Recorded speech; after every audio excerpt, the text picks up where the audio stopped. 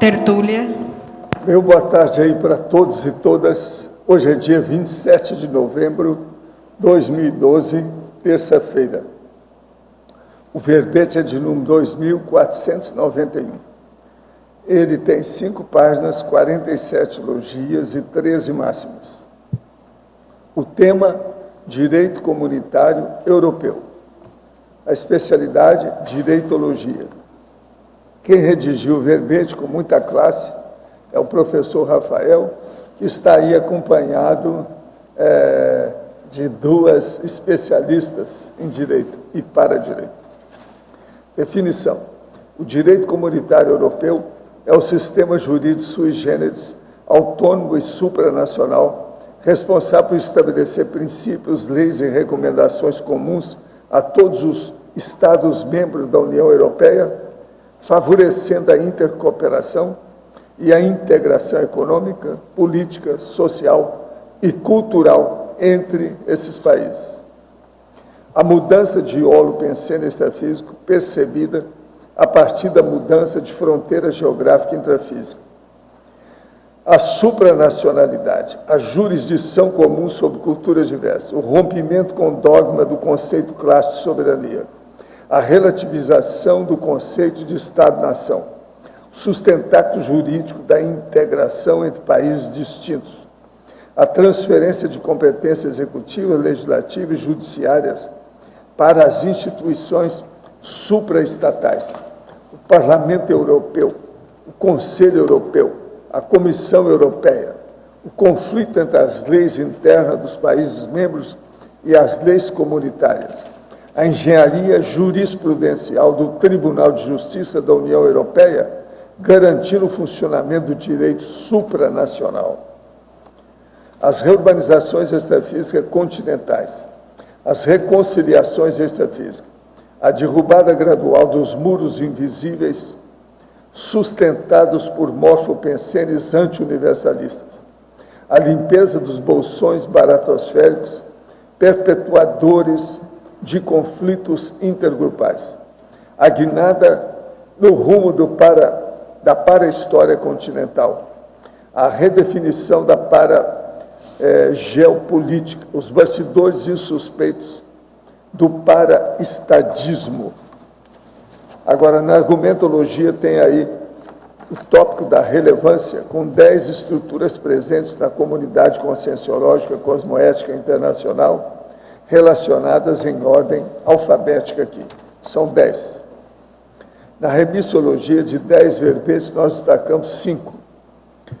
Consciência política, lei suprema, paradireitologia, princípio da restauração evolutiva e proto-estado mundial.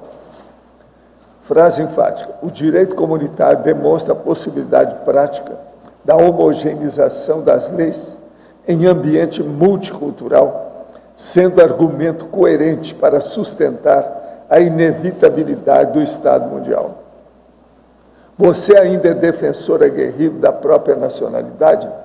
Já pensou em pesquisar as diretrizes do Estado mundial? A bibliografia específica tem 4 fontes bibliográficas. Agora, a mega análise aí com João Paulo são 20 itens. União, concessão, comunitarização, intercooperação, universalismo. Multiculturalismo, supranacionalidade, institucionalidade, supraempreendedorismo, plurirepresentatividade, intergovernabilidade, anticonflituosidade, integraciocracia, conviviologia, direitologia, diplomaciologia, geopoliticologia, maxproexologia, reurbanizaciologia e sinergismologia. Agora, o verbete hoje do dicionário é anticonflitologia, o argumento é prescritivológico. Agora, nós temos aí questionamento. Ao verbetógrafo, enfatologia, página 2, 8ª linha. Como conciliar a ampliação do senso de pertença de alguns cidadãos em contraponto aos movimentos ultranacionalistas de outros, ainda mais na atual crise econômica? Esse é o grande desafio que a União Europeia vem enfrentando, né? Porque quando se faz a união, a integração, cria-se alguns efeitos, né? Alguns correm, por exemplo, para os ultranacionalismos, então os movimentos radicais de extrema direita, as condições, digamos, de separatismo, e outros têm a condição de ampliar o senso de pertença. Então ele não é mais um cidadão de um país X ou um país Y, ele agora é um cidadão de um continente, né? Ele ampliou o senso de pertencimento dele, ele não é mais um francês, um inglês, um italiano, ele é um cidadão europeu. Essa é a ideia, né, da integração. Mas alguns não têm essa condição de ampliação do senso de pertencimento, eles ainda ficam muito arraigados na condição de onde eles vieram, do grupo que eles pertencem. Então há vários movimentos de afirmação de microidentidades, né, que são os movimentos que pretendem afirmar aquelas identidades que são muitas vezes já ultrapassadas ou separatistas, ou ainda movimentos totalmente baratrosféricos, né, como as questões neonazistas e tudo isso. Então é um desafio conciliar esses dois movimentos. Ainda em fatologia, 11ª linha, o que é o espaço Schengen, né? Schengen. Eu não sei a pronúncia, mas o espaço Schengen é um acordo entre 30 países que foi realizado na cidade de Schengen, que permite a livre circulação de pessoas. Então esse tratado que ele permite que as pessoas circulem sem controle de passaporte, sem controle de aduana. Então as pessoas podem circular entre os países sem ter aquele controle limitando uma fronteira e outra. 30 países, ele inclui alguns países que não fazem parte da União Europeia também, mas que estão no acordo desse tratado. E esse espaço todo desse acordo é denominado espaço Schengen. Em Principiologia, página 2, poderia nos detalhar o princípio da subsidiariedade? O princípio da subsidiariedade é um princípio, nesse caso do direito, que permite digamos assim, uma legislação de um país, digamos a legislação da Alemanha, de ceder competências a uma entidade supranacional. Então ela subsidia as competências que são, digamos, da soberania dela a uma entidade além do poder estatal daquele Estado, uma entidade supranacional. Então esse é o princípio da subsidiariedade. Não? Por exemplo, tem um artigo, acho que o artigo 4º da Constituição da Alemanha, ele diz mais ou menos o seguinte, que a Alemanha consente nas limitações de soberanias necessárias à constituição de um Estado, de uma integração de países europeus. Então essa concessão que o Estado permite, porque existe a questão da soberania, né? A soberania é o poder absoluto do Estado, é o conceito clássico, né? Então não há como existir um poder acima do Estado. E há alguns Estados que permitem essa concessão. E essa concessão é feita através desse princípio da subsidiariedade, que ele subsidia esse poder que ele tem, que é uno do Estado, subsidia uma instituição que está acima dos Estados. Alver Betógrafo, você consegue visualizar o para-direito inserido nas políticas internacionais voltadas para a ressocialização dos detentos nas prisões da Europa? Existe algum modelo dentro do direito comum europeu que se aproxime da recém do paradigma consciencial? É complicado, né? Eu não conheço essa questão das prisões da Europa, eu não tenho, digamos assim, competência para falar sobre esse assunto, mas a gente pode falar, por exemplo, do efeito das reurbanizações extrafísicas na ciência jurídica aqui, por exemplo, brasileira, né? Aqui a gente tem, por exemplo, criou-se aquele regime penal diferenciado, né, que permite essas prisões de segurança máxima, essas questões todas diferenciadas para tentar conter essa criminalidade, essa questão mais forte das reurbanizações. O que eu posso dizer é isso. Professor, tenho 27 anos e há cerca de um ano conheci um rapaz que me identifiquei como possível dupla evolutiva. Ele é intermissivista, mas ainda não está na conscienciologia. Por uma série de desencontros, não chegamos a iniciar uma relação. Mesmo distante, sei que ele está perdendo a oportunidade de encontrar sua proex por tentar se encaixar nos costumes da Socim. E já está namorando outra pessoa. Estou sentindo um incômodo muito grande com essa situação, principalmente por achar que não há nada que eu possa fazer. Acredito que um grande trabalho pode se perder se essa situação não mudar. O que o senhor pode me dizer sobre isso? Olha, pode ser que sim. Agora, o que você deve fazer é o seguinte: exteriorize energia no sentido de ver se tem alguma chance. Se tiver, os amparadores vão acertar. Se não tiver, você sabe, as pessoas é que têm a decisão do que gostam de fazer, né? Agora, ó, queria mostrar para vocês o jornal da Cognops, que está acabando de sair. Esse é o número do ano 17, número 195. Agora, o lançamento da revista Saúde Consciencial, as sincronicidades aeronáuticas, e foi a visita a Cognops, Foz, do engenheiro aeronáutico Osíris Silva, que esteve aqui com a turma. Agora, tem também Longevitar, trabalhando por Max Proex Longevas. E tem também a escrita de verbetes ao alcance de todos, que foi escrito pela professora Rosa Nader. É o Manual de Verbetografia. E, fora isso, tem uma série aqui de anúncios da Cognops. Vale a pena ver o jornal da Cognops. Agora, as fotografias do jornal estão melhores, estão mais nítidas. Eles estão trabalhando melhor nisso aí. Agora, eu entrego, então, o professor... Rafael, aqui na página 1, na fatologia, na quarta linha você coloca a transferência de competências executivas, legislativas e judiciárias para as instituições supraestatais. Queria saber um pouquinho mais sobre isso. O que você pesquisou? É que, nessa questão do direito comunitário, existe a transferência de competências que eram até então exclusivas dos Estados. Então, a competência executiva, legislativa e judiciária, há uma concessão dessas competências a algumas entidades supraestatais, que são o quê? A Comissão Europeia, o Parlamento Europeu, o Tribunal de Justiça da União Europeia e o Conselho Europeu.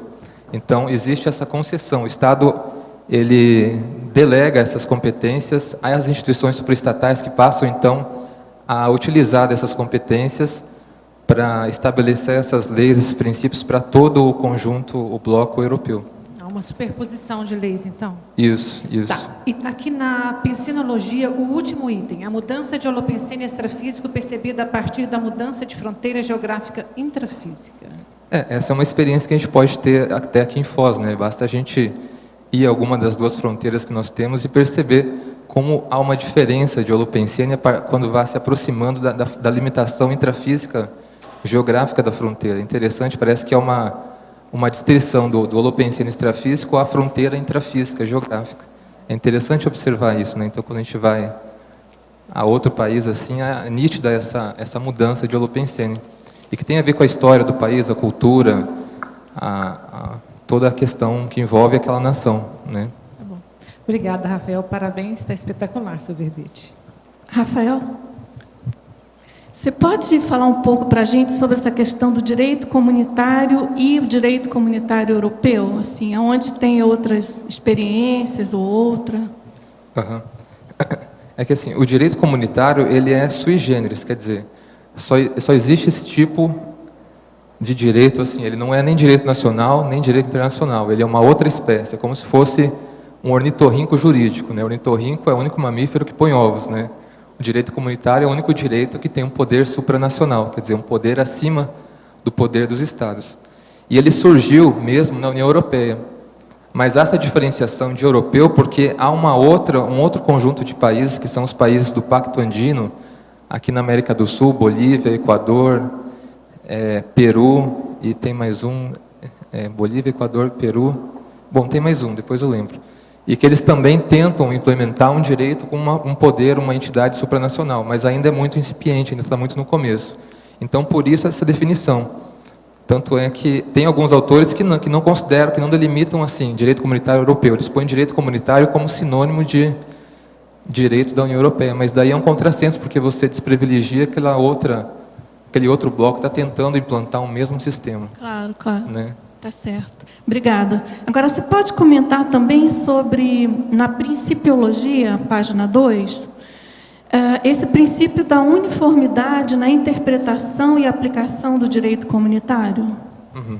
Esse princípio é o seguinte, porque com o direito comunitário, os juízes nacionais, ou seja, os juízes dos 27 Estados-membros, eles passam também a ter competência para julgar as ações ao nível comunitário, né, ao nível da comunidade, do bloco econômico. Então, além de ele ter que lidar com a lei nacional, a lei do país dele, da instituição judiciária do país dele, ele tem que lidar com a lei de todo o bloco econômico.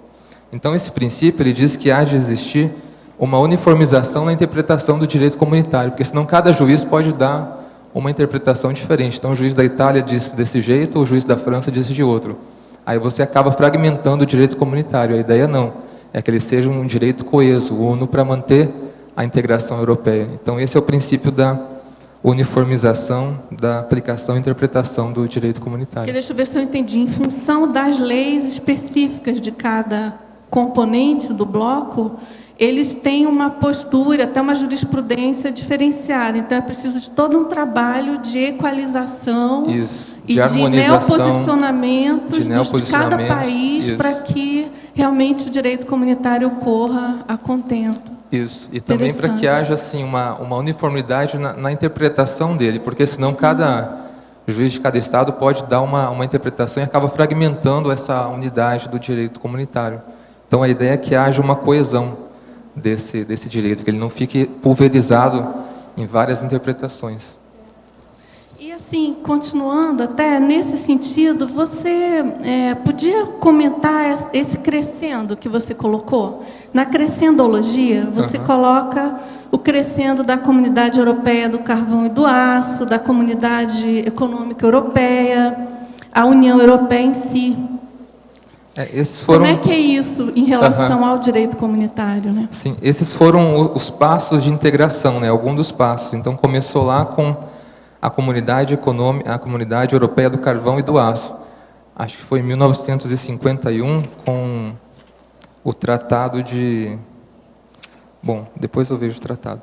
Mas foi a primeira tentativa de integração de alguns países. Então, fazia parte dos Países Baixos, a França, a Alemanha, Luxemburgo, algum desses países que começaram pela primeira vez a tentar a integração, ainda muito pouco, ainda eram 6 países.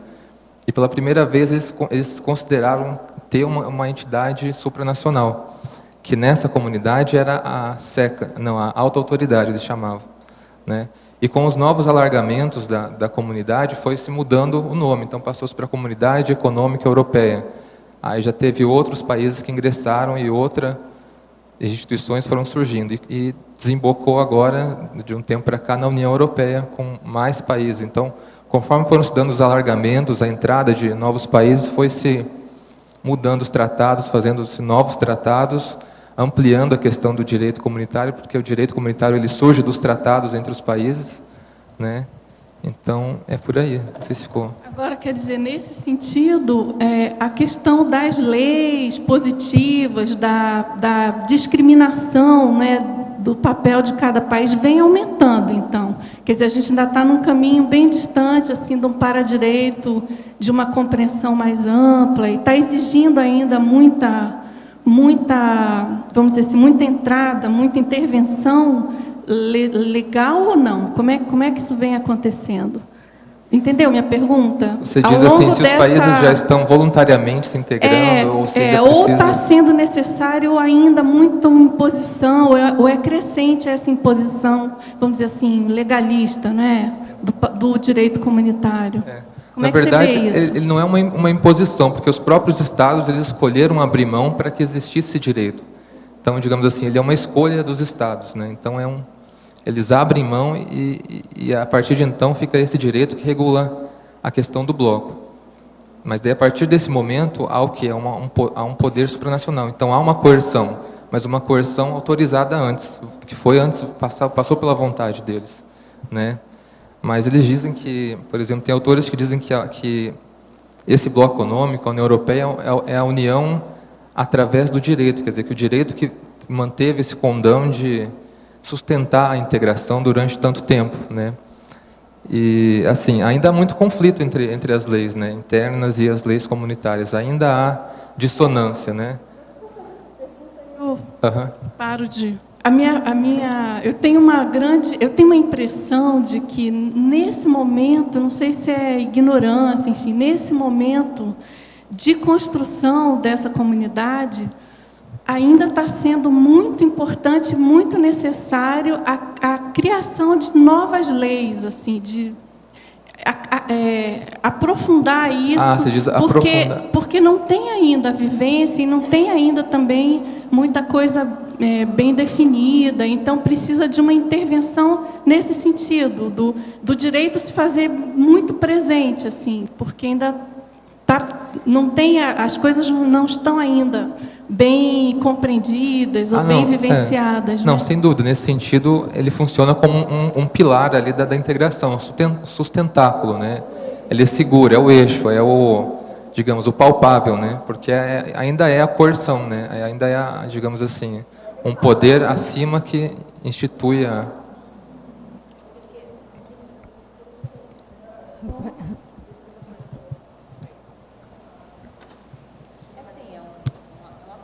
Uma observação, porque nessa realidade política, né, não vamos falar da questão, ainda é necessário o direito, né? Não sei se o Rafael concorda, mas parece que ainda vai precisar alguns milênios para que, digamos assim, as leis pessoais, né, o Código Pessoal de Cosmoética, ele vai se sobrepor às leis intrafísicas, né? Mas aí acho que ainda vai demorar um tempo. Mas atualmente ainda é necessário, né? Fazer o quê? Não, Rafa? Sim, eu concordo com a colocação da Cristina. É ótimo que já tenha começado. É ótimo que já tenha começado. Tem avanço. Que tem avanço já. Ainda falta muito, né? Não, sim, sem dúvida. Claro. O fato de estar tendo o direito europeu já fala muito bem, né, do avanço humanitário. Aí no esteio dessa conversa, né, desse debate que a Dulce levantou, na página 4, você tem um parágrafo que fala de conviviologia. E Sim. você sintetiza, né, os seus argumentos com essa frase, né? O Estado mundial, antes de ser um Estado político, é um estado de lucidez. Então, eu queria que você falasse um pouco mais sobre isso, sobre a importância, né, dessa disposição, pelo que eu estou entendendo, assim, intraconsciencial, né, para que um dia a gente chegue efetivamente na constituição de um Estado mundial, quiçá sem depender de instrumentos legais coercitivos, né, para promover essa integração. Você pode explorar um pouquinho mais as ideias que você colocou nesse parágrafo, por favor? É uma reflexão, porque a gente pode pensar por que o Estado mundial não existe hoje, né? Hoje, por que ele não é uma realidade palpável hoje? Né? Se a gente pensar nisso, a gente pode chegar à conclusão de que a média da lucidez dos habitantes do planeta ainda não permite essa realidade política se apresente, digamos assim, a inteiro teor.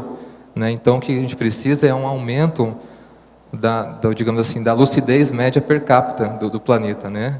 A gente precisa de ter mais, digamos assim, de que exista mais, digamos, que a quantidade de pessoas lúcidas ela seja maior, que permita uma instituição de um sistema político, jurídico, social ao modo do Estado mundial. Então, o que eu achei bem interessante quando você coloca aqui, né? No trabalho sinérgico em comunidade, importa o autoquestionamento constante quanto aos próprios traços conscienciais facilitadores ou atravancadores da convivialidade mais ampla, né? Então, é aquela questão, né? Não existe lei à prova de consciência. Então, é a própria consciência que vai, né? Pelo que eu entendi, né? O desenvolvimento consciencial, da lucidez, que vai facilitar, otimizar, potencializar esse sinergismo em comunidade, é isso? Isso, a ideia é assim, se a gente tem acesso a essa ideia do Estado mundial agora, alguns séculos antes de ele ser realidade, qual que é a nossa responsabilidade nisso? Com essa ideia e nesse ponto. Né? Então, por exemplo, a gente aqui vive também uma comunidade. Né? Quais são os traços conscienciais que podem facilitar essa implementação do Estado mundial?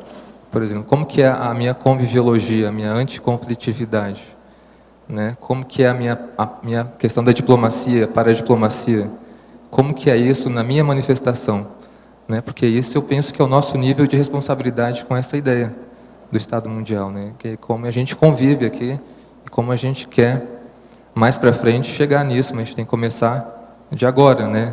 Às vezes a pessoa pensa assim, Estado Mundial é uma coisa longe, ou ver, né, tem uma atitude assim utópica, ufanista. Mas a gente tem que ver que há coisas que podem ser feitas de agora, de pronto, com todas essas ideias que a gente tem, toda essa tecnologia consciencial, né? Essa que é a ideia. Aqui, Alver Betógrafo. O que significou para o direito, ou para a direitologia, o julgamento cimental de 1978? Está aqui na 1, 2, 3, 4. Sexta linha da fatologia. Bom, é que o direito comunitário ele tem a sua fonte, os seus princípios nos tratados do que foram feitos entre os países, né? Mas ele foi sendo construído através da jurisprudência, ou seja, dos cases, né? Então são vários cases que são históricos nessa jurisprudência supranacional que foram delineando a questão do poder supranacional e do direito supranacional. Então são vários assim, e um é interligado ao outro, e um deles é esse caso cimental. Esse caso, se eu não me engano, era um questionamento de uma empresa cimental que questionou o Estado italiano, porque ela importava carne da França e revendia para a Itália. E numa dessas revendas, a Itália cobrou altas taxas alfandegárias dessa empresa. E ela foi reclamar, dizendo que existia no direito comunitário a questão da livre circulação de mercadorias, né, que, portanto, a Itália não poderia cobrar taxas alfandegárias desse modo, né? Então, essa demanda ela foi para um tribunal, acho que de Turim, e de lá foi remetido para o Tribunal de Justiça da União Europeia, porque a Itália dizia que essa lei que permitia ela cobrar a alfândega, a taxa, era posterior à lei comum, à lei comunitária, e, portanto, ela tinha direito de fazer aquilo. Então, o Tribunal de Justiça respondeu que não, que o direito comunitário ele tem o princípio da primazia, ou seja, naquelas competências onde o direito comunitário ele vige, ele tem preferência, ele tem primazia, ou é hierarquicamente superior ao direito nacional. Então, portanto, ele pode derrogar essa lei nacional que é contrária à lei comum, à lei comunitária, né? Então, essa foi a grande contribuição, porque ele alargou o entendimento desse princípio da primazia, né? Dizendo que, inclusive, ele podia derrogar uma lei que fosse constitucional do Estado, como era o caso desse caso. Então, ele deu novo entendimento a esse princípio. Professor, como manter a mente rígida se me sinto roubada pelo governo? Sou aposentada e amanhã será votado o fator previdenciário. Caso aprovado, implicará em perdas na minha aposentadoria. Poderia me dar um conselho para que eu não tenha tanto ressentimento e pensamentos negativos voltados aos políticos? O que a gente fala para ela, Marlene? Eu deixo Tem que entregar isso aí, né? A situação é precária. Vamos ver se o Joaquim Barbosa entra em algumas coisas dessas daqui para frente, né? Vamos pensar positivo com Joaquim Barbosa. Professor, acompanhei o curso sobre evoluciólogo no YouTube, mas me deu a impressão de que falavam mais de evoluciólogo na condição de consciência. É assim, está tudo certo. Quais são os trabalhos que uma consciência evolucióloga realiza? Ainda trabalham na UFIEX? Quando eles vêm aqui, eles fazem tudo isso e mais alguma coisa. Agora, o problema é que eles já não aparecem muito, porque já pensam já na questão do anonimato do serenão. Agora, é por aí mesmo, vamos estudar o processo. Agora, evoluciólogos e serenões, eles usam e abusam do trabalho assistencial da OFIEX. Isso é normal, no caso deles. Tem que estudar por aí. Gente, eu entrego e reintegro, você está entendendo, o professor Rafa, para vocês. Rafael, na página 2, Principiologia, é o princípio da aplicabilidade direta. Poderia explicar, por favor? O princípio da aplicabilidade direta, ele é o seguinte: digamos que é emanada uma norma comunitária, uma norma comum, que ela vale para todos os estados. A partir daquele momento, ela tem aplicabilidade direta, ou seja, ela independe que os estados façam o movimento de receber aquela norma para o ordenamento jurídico interno deles, ou que haja uma recepção daquela norma. Ela passa a valer de pronto. Então, por exemplo, se existe um cidadão lá na França que ficou sabendo que existe essa norma comum e que de algum modo privilegia ele já pode questionar o Estado francês para que faça valer aquela norma. Então, ele tem um efeito direto, porque geralmente há um dualismo entre o direito interno e o direito internacional. Então, como se fossem esferas distintas. Essa questão da recepção das leis, por exemplo, é o seguinte: digamos, o Brasil vai lá e assina um tratado. Aquele tratado ele não passa a valer a partir da assinatura do chanceler ou da presidente. Ele tem que ser recebido pelo ordenamento jurídico interno.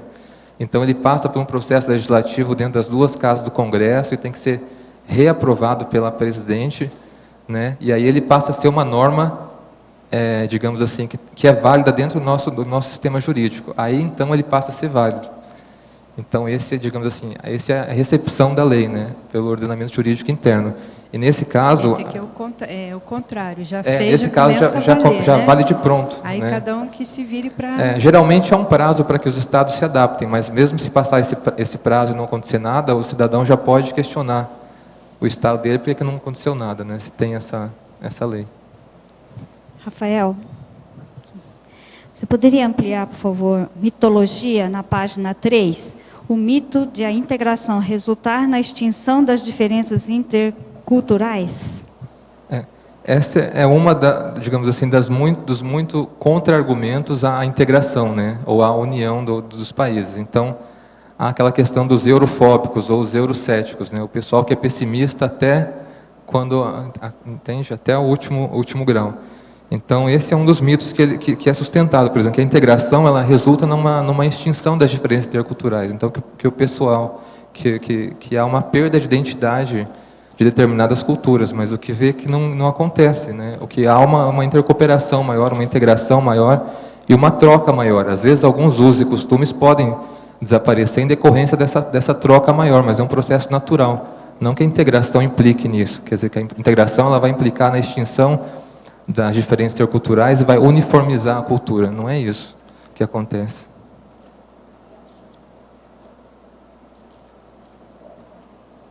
Professor Valdo, Sim. aqui, ó, no seu verbete 44, a página, argumentário, a duplologia. O senhor coloca aí: apesar disso, o ideal é saber trabalhar no sentido de diminuir a conflitividade, primeiro intraconsciencialmente, e depois, em relação aos outros, ao trabalho da assistencialidade. Eu achei esse parágrafo extremamente sincrônico com o que o Rafael tem falado, né? Até falou agora há pouquinho. O senhor podia falar sobre isso, aqui o senhor está colocando dentro da dupla, né? Olha, o problema todo é o seguinte: conflitividade é uma coisa difícil e é das últimas coisas que a pessoa extingue. É muita gente com muito conflito. Agora, o que se passa? Primeiro, a pessoa tem que tirar de dentro dela. Tem que dar um jeito nisso, para depois ela dar um jeito de não deixar os de fora influir em cima dela mesma. Então, aí vem o trabalho da assistencialidade com mais gabarito, mais adequadamente. Agora, o que a gente nota é isso. Conflito é um processo difícil, entende? Tem muita gente que tem até dificuldade de entender o conflito. A gente tem que começar a estudar e ver. Por exemplo, uma preocupação que está muito arraigada na pessoa é um conflito, seja o que for. Tem que começar a pensar por aí.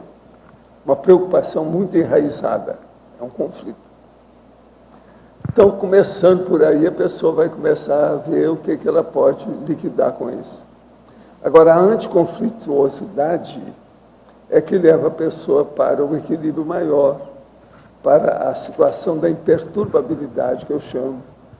Essa condição de sobrepairar, entende, os contingenciamentos mais difíceis, mais duros, entende? Inesperado da vida humana. Então, o caminho é esse. Agora, conflito é o que eu estou tentando expor aqui. Eu queria que o Da senhor pessoa falasse... pensar. O senhor falasse também do argumento, que é prescritivo-lógico, né? Eu brinquei com lógico que se caísse na prova eu ia errar. É prescritivo-lógico porque é uma prescrição de amigo para amigo que a gente pode fazer. Você prescreve isso, em primeiro lugar, para você mesma, depois para quem quiser se interessar pelo assunto. Entende? Entendi. Do ponto de vista da evolução, é uma prescrição. Primeiro a autoprescrição, É depois um para o argumento outro. prescritivo, porque você está fazendo uma prescrição, querendo ou não. Tá certo. Pega ou larga, quem quiser, quem não quiser, que fica por isso. Mas que é importante acabar com o conflito, não há dúvida. Obrigada, professor.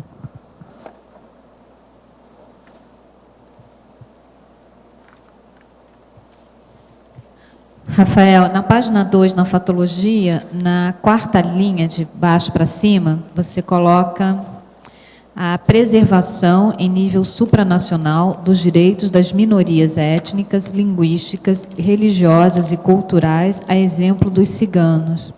Você pode explicar melhor esse item? Sim. É que é o seguinte, apesar desse esforço de integração, de intercooperação, de união, existe ainda certas perseguições ou certos preconceitos a algumas minorias culturais, linguísticas ou religiosas ou étnicas que existem naquele espaço do continente europeu. Então, os ciganos é uma dessas minorias, né? Então, até trouxe um artigo aqui que diz o seguinte: a União Europeia diz monitorar a França por expulsão de ciganos. Teve uma época que a França teve um movimento de expulsão sistemática do povo cigano do seu território e mandava tudo de volta para a Romênia, né? Então, veja, isso, e há toda aquela questão da livre circulação de pessoas e, em tese, isso não poderia ser feito. Se for analisado, por exemplo, isso pode ser considerado um crime contra a humanidade, né? A deportação sistemática de determinada etnia de um país para outro, né? Então, com essa questão da supranacionalidade, o direito comunitário, existe algumas leis que visam proteger essas populações em nível supranacional.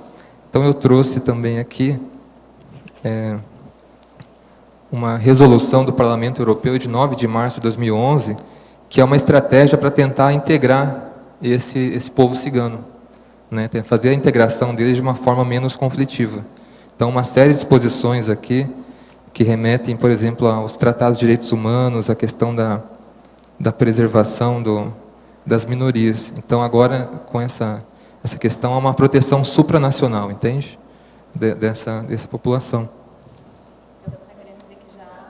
Há um movimento dentro do direito comunitário no sentido de preservar supranacionalmente o direito dessas minorias, é isso? Isso, Tá. isso. Ele não é mais uma preservação só estatal, porque muitas vezes os estados mesmos violam essa condição. Então, ele é uma preservação acima dos estados, uma preservação supranacional, ou seja, que engloba todos os estados membros, toda a União, né? Uma preservação maior, mais ampla, que visa proteger essas minorias.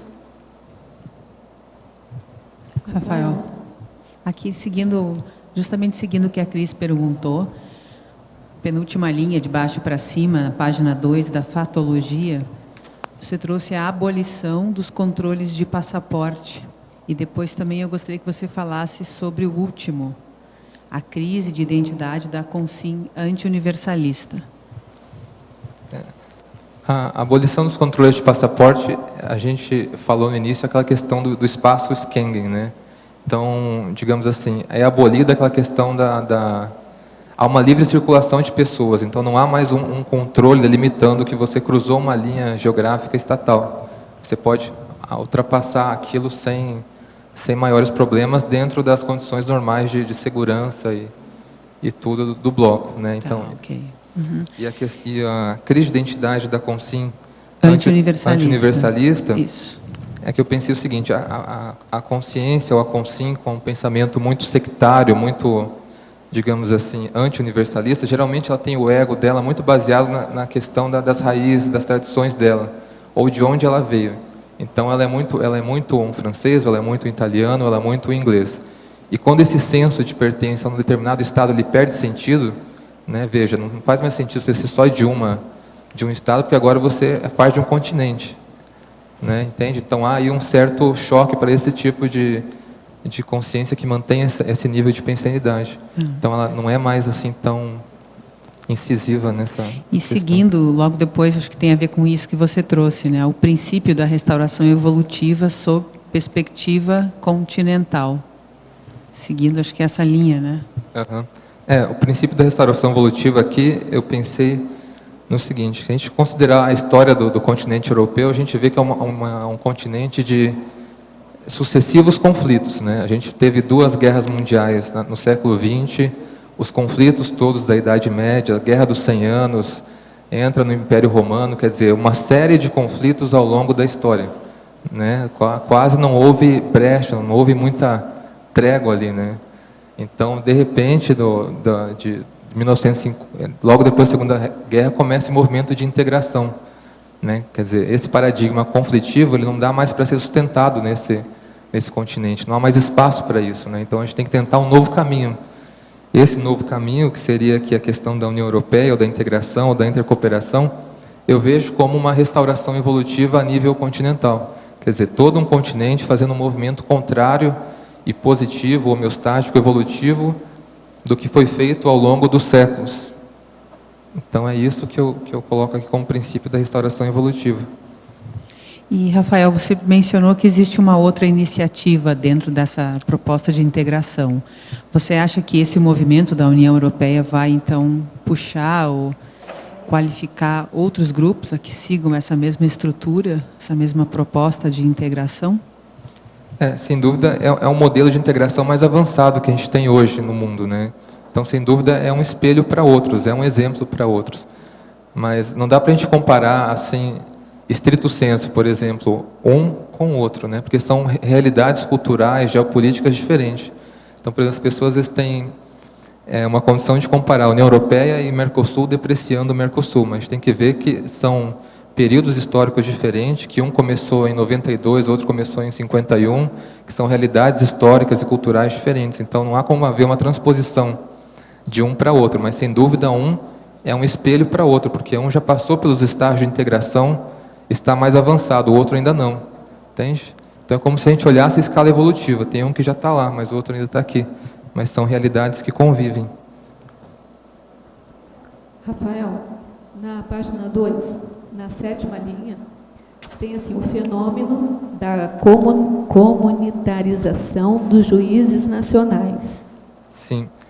Isso tem alguma coisa a ver, ou está no mesmo caminho do princípio, que até a Dulce perguntou lá no início, que é o princípio da uniformidade na interpretação e aplicação do direito comunitário? Sim, tem relação com a pergunta da Dulce, porque esse fenômeno da comunitarização quer dizer o quê? Que, ao mesmo tempo que, até então, o juiz ele era preocupado com a lei do estado dele, do país dele, né? E com a implementação gradual desse direito comunitário, o juiz passa a ter uma competência a mais, que é o quê?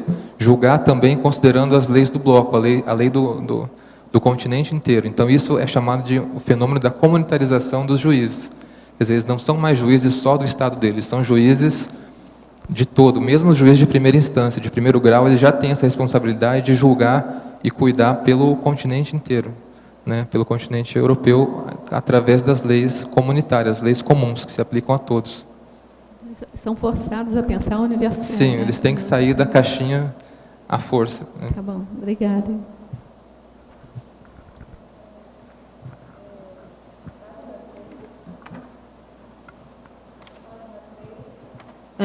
Crescendologia, o último crescendo, o crescendo Europa dos 6, Europa dos 15, Europa dos 27.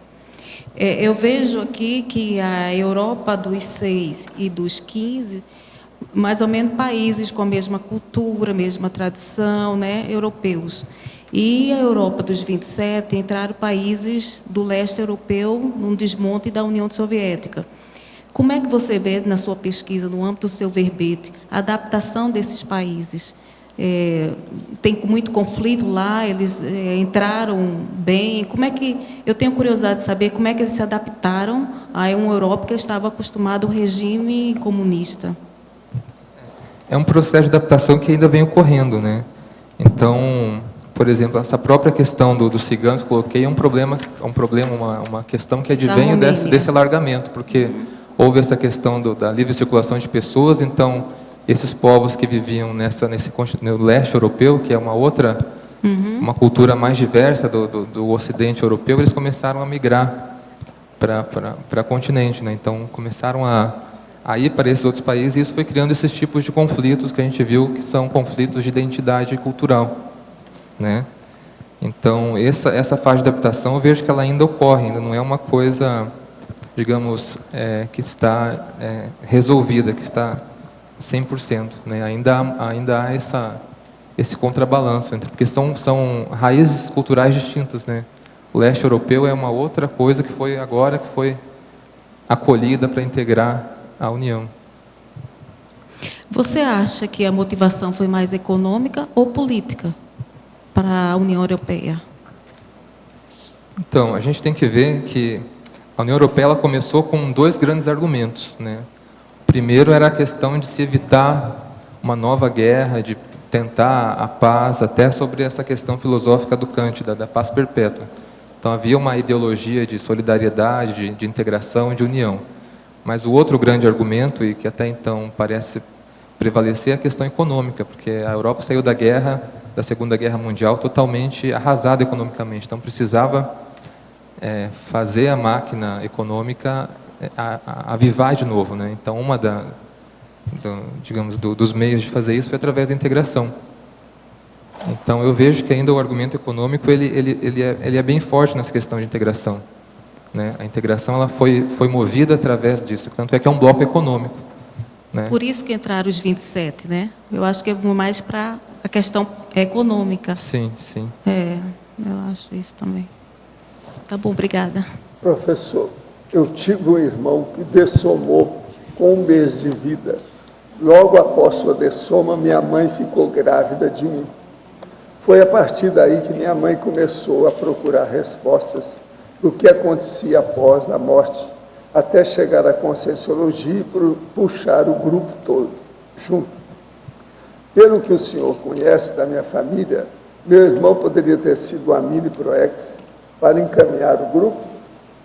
Olha, pode sim. Eu não digo que não. É bem possível. Por que não? Professor, com relação ao seu pé de meia, pode esclarecer como foi a construção e como foi feito esse cálculo? Tenho 26 anos e já quero deixar tudo encaminhado. Por isso, estou estudando bastante sobre o assunto. Teria alguma outra sugestão de estudo? Olha, meu caso é o seguinte. Eu, até os 34, 35 anos, eu doei tudo praticamente que eu tinha.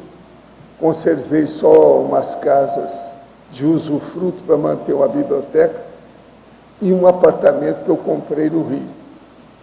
Mais nada, mas eu doei tudo.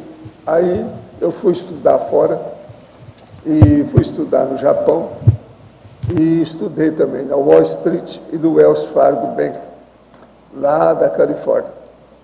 Então ali eu fui ver como é que era o processo de dinheiro mais alto, maior, da bolsa, o mercado de ações, etc.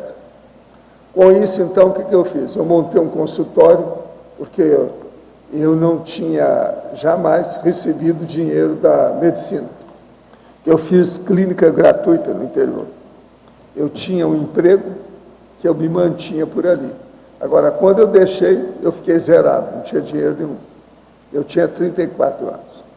Então, o que eu fiz? Comecei a estudar os processos nos Estados Unidos e depois montei um consultório em Copacabana e, através desse consultório, eu comecei a cobrar de acordo com a praça.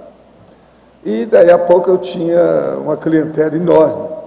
Essa clientela, então, me deu os subsídios para eu poder começar a aplicar na Bolsa. E eu comecei a aplicar mais na ocasião, nos blue chips, as coisas que havia na época. E como eu entendia bem do assunto que eu aprendi fora, naquela ocasião o povo aí não dá tanto valor, eu comecei a examinar mais os balanços das empresas. Em pouco tempo eu aumentei meu capital. Com isso eu comecei a comprar imóveis. Imóveis que eu também via que ia aumentar o valor em pouco tempo. Chegou num certo ponto que aos 36 anos eu já tinha aquele total que eu precisava. E ainda mantive ainda o consultório, uma temporada, e comecei também a fazer uma assistência maior do que eu tinha. Porque antes eu fazia uma assistência, mas eu não tinha muito dinheiro para fazer. Aí não, com dinheiro eu pude fazer muita coisa, ajudei muitos amigos, gente que tinha me ajudado antes, etc. Tal. E também com dinheiro. Eu pude começar a fazer minhas pesquisas, pagar minhas próprias viagens técnicas de excursão científica de pesquisa, e isso tudo me ajudou até hoje. Hoje, por exemplo, a minha vida toda é tranquila, porque eu tenho imóveis que sustentam isso aí. Agora, eu cheguei a dar casa para os outros, apartamento para os outros, terreno para os outros, tudo isso eu fiz. Agora, o caso todo é o seguinte, acho que o pé de meia tem que ter uma limitação. A maior besteira que tem é uma pessoa manter para ela mesma uma condição de bilionária. Eu acho isso um perigo e é uma bobagem. A gente não deve entrar por aí. Que não é tão difícil ser bilionário. Não é. Para quem entende um processo de economia, não é não. Professor, participei do curso do professor Mário Oliveira e ele me falou da minha família que trazia resquício da escravatura envolvendo posse, terra e dinheiro. Esse comentário se deu quando perguntei sobre a causa de meus pais terem dessomado de câncer. Sei que vim para assistir e eliminar esse padrão patológico do grupo. Poderia comentar essa relação? Olha, a coisa mais séria é o seguinte, se eles morreram de câncer, é bom você examinar você. Quais foram os cânceres do papai e da mamãe, para ver se não tem em você devido ao processo de genética. Câncer de família, é preciso fazer um levantamento da pessoa para ver como é que fica. Isso é que eu acho mais importante, não é examinar se teve escravatura ou não. Olha você agora e a sua sobrevida. Como é que fica isso? Agora aqui, para o nosso verbetógrafo, qual a interligação que pode existir entre a construção da União Europeia e as reurbanizações extrafísicas? A gente pode ver uma interligação direta, né? Porque a gente, se observar o espaço cronológico que há entre ao início da criação da União Europeia e as reurbanizações, eles coincidem. Inclusive, o ápice da reurbanização extrafísica coincidiu ali com o movimento maior de ampliação da integração europeia. Então, é como se a reurbanização abrisse caminho para que esse movimento de integração pudesse ocorrer, né, através da limpeza da reurbanização dessas consciências, da limpeza desses bolsões baratrosféricos que há muitos séculos permaneciam nesse continente, né, e que isso propiciou, abriu espaço, abriu caminho para que essa integração ela fosse feita de modo mais rápido, mais fácil. Se a gente se olhar a história, é uma coisa muito curiosa a gente ver que séculos e séculos de conflito e, de repente, em 60 anos, há uma integração, né? Há alguma coisa aí que falta para explicar essa integração, né? Parece que falta algum dado. Então, quando a gente complementa esse movimento com a reurbanização extrafísica, é um dado que encaixa, veja. Então, há um movimento extrafísico que coincidiu com essa realidade intrafísica. Então, é isso que eu vejo de interligação entre esses movimentos. Professor Valdo, dentro do dicionário anticonflitologia, eu vi que o professor já começou a falar, deu umas dicas a respeito de trabalhar dentro de nós mesmos sobre o conflito. Tirando a autoajuda e entrando na conscienciologia, eu queria que o professor desse mais umas dicas ou os passos para se chegar a uma convivência sadia. Não, o que eu vejo de mais difícil é que as pessoas, às vezes, elas não percebem o universo do conflito que elas vivem. Então, por exemplo, uma pessoa que tem insônia, às vezes tem um conflito que está fazendo aquela insônia. E você sabe, isso é um perigo, porque A insônia pode levar à depressão. Aonde tem depressão é porque tem conflito. Uma pessoa que está muito preocupada excessivamente com alguma coisa, ali tem um conflito também. Então, esse autoconflito, esse conflito íntimo, ele tem que ser identificado, reconhecido, para depois ser combatido. Mas, primeiro, a gente tem que entender o que é esse conflito. Uma boa parte das pessoas tem dificuldade de ver isso. Aqui, ó, observa bem. Isso aqui é uma capa, Citações e Pensamentos de Sigmund Freud. Olha a pose dele.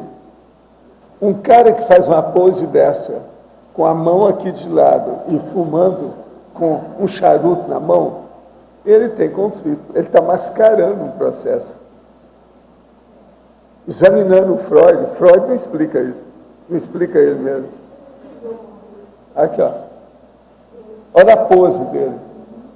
Isso mostra que ele tem conflito, que é uma bobagem esse processo aqui, o jeitão dele. Ele está aqui como se estivesse esperando.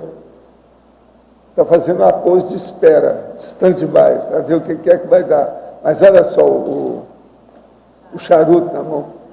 Agora, não é um boboca? É um conflito isso aqui. Ele usava o fumo para ver se mascarava os conflitos que ele tinha, explicando as coisas sobre conflito. Ele mesmo fala em conflito aqui, tem lugar aqui que ele fala, conflito íntimo, e etc., tal, nas cartas que ele escreve, os problemas todos. É muito interessante a gente ver. Por exemplo, aqui está, Moisés e Monoteísmo, 1937. Ele fala o seguinte: os conflitos interiores tornar-se-iam certamente mais tarde um verdadeiro equivalente das antigas lutas exteriores. Ele está falando. Mas agora, tem muita coisa dele que era assim. Ele, por exemplo, está falando que às vezes não interessa para ele fazer reconciliação se ele não visse algum efeito prático naquilo imediato. Quer dizer, está dando conta em reconciliação aqui. Fala bem claro aqui. Quer dizer, esse cara era um boboca. A verdade do cru é essa. Agora, o que é que se passa? Por quê? Devido aos conflitos. Agora, eu vi o processo de conflito dele porque eu fui na casa que sobrou dele lá em Londres, o ambiente é pesado, do material que tem dele, pessoal. O holopensene lá é negativo, pesadão, difícil. Entende? Outra coisa, ele, com tudo isso que fez, essas coisas todas, ele às vezes não abriu o jogo, porque ele estava sempre no stand-by. Essa pose dele, vocês não acham que é de insegurança? Ele está assim, ó. Ele está aguardando para ver o que é que tem. Como é que é? Ele não relaxava, ele não abriu o jogo. Agora, ele fala aqui nas cartas dele, ele fala uma opção de coisa sobre isso. Agora, ele era bobo, ele dava muito valor, por exemplo, para a arte. Ele fala aqui um monte de coisa sobre arte, dá até pena das coisas dele. Coisa de criança. E ele fala sobre infantil, reações infantis, etc. Ele foi bom, uma opção de coisa que ele verificou, mas ele não teve uma visão conjunta maior da situação. Agora, por exemplo, ele não abriu o jogo de certas coisas para ser igual aos outros. Ele se conservava sempre dentro de um pódio, de um trono, dentro de um camarote, alguma coisa nesse sentido. Aí, ó, você vê direitinho essas coisas. Ele fala, por exemplo, que arranjar auditor ou gente para defender ou debater a ciência dele, que era bobagem. Se ela tem valor, ela rompe por si, não precisa de debate. Isso é besteira, não é não? A criança é grande. Agora, ele tem a opção de reação desse jeito. Agora, na questão de amor, vale a pena ver esse livro, para ver as bobagens dele. A gente vê direitinho como é que é.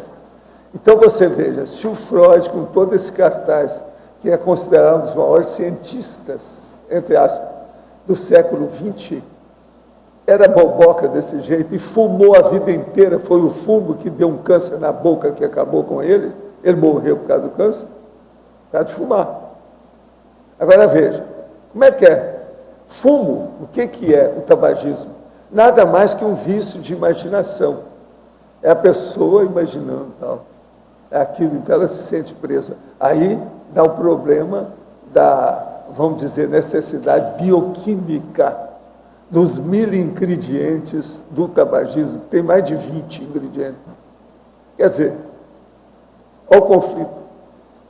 Ele era um poço de conflito, nosso amigo.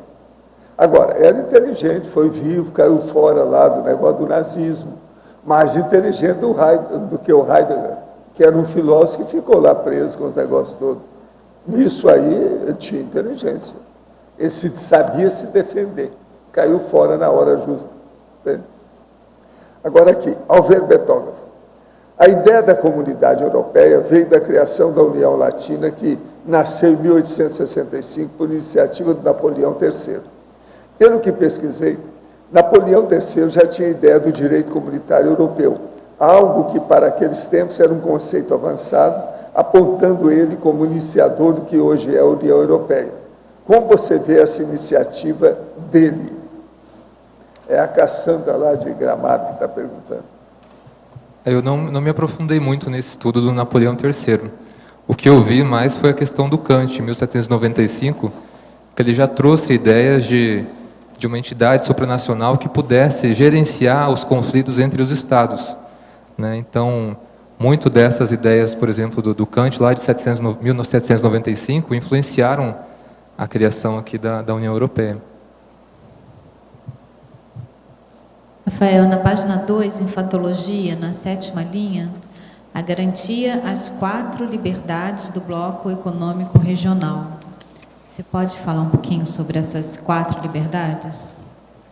São as liberdades, digamos, de um bloco econômico, né? Então, a livre circulação de produtos e mercadorias, a livre circulação de serviços, a livre circulação de pessoas e trabalhadores, a livre circulação de capital, digamos, são aquilo que marca um bloco econômico, né? São essas liberdades de circulação de pessoas, mercadorias, trabalhadores, capital, serviços, né? Então, até certo ponto, o direito comunitário ele tem esse aspecto econômico também de assegurar essas liberdades, que elas sejam, digamos assim, respeitadas, né?